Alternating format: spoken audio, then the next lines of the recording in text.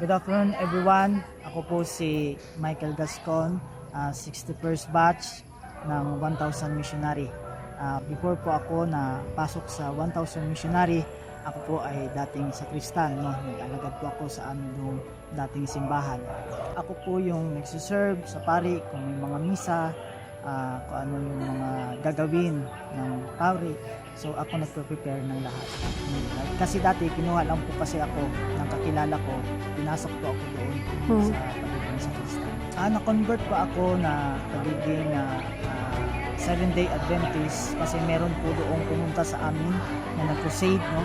So narinig ko ang katotohanan ng bawat po ng mga sinasabi nila ng tungkol sa Bible at sa tamang pagtuturo ng kasulatan ng ating Panginoon. Hindi naman po ako nahirapan sapagkat naintindihan ko po kung ano po yung nasusulat sa banal na kasulatan at saka kung ano yung mga utos ng ating Panginoon.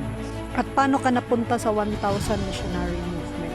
Nahikayat po ako ng mga pastor po namin doon, si Pastor Alvin Ginlasan, at saka din sa mga kwento ng na-assign doon po sa Aklan na si Shaina Susada, saka si Binoya Jennifer, na hinikayat nila ako na, sir, sa mag 1,000 missionary ka. Sabi ko, interesting kasi maganda daw ang makapasok sa 1,000 missionary.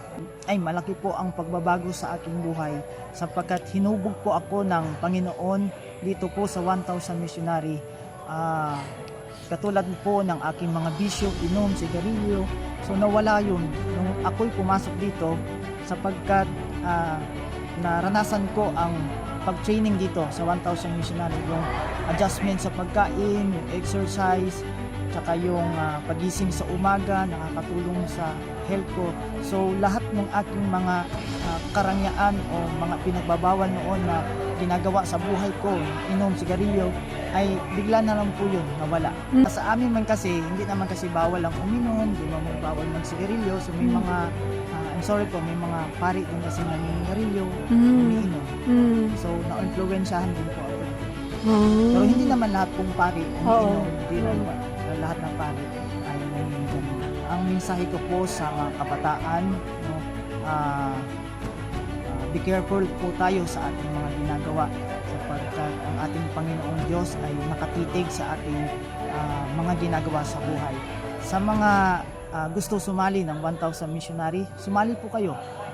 Baka kayo na po yung tinawag ng ating Panginoon sa pamamagitan po ng 1,000 missionary. Sapagkat malaki pong pagbabago sa buhay ko nung pumasok sa akin ang 1,000 missionary.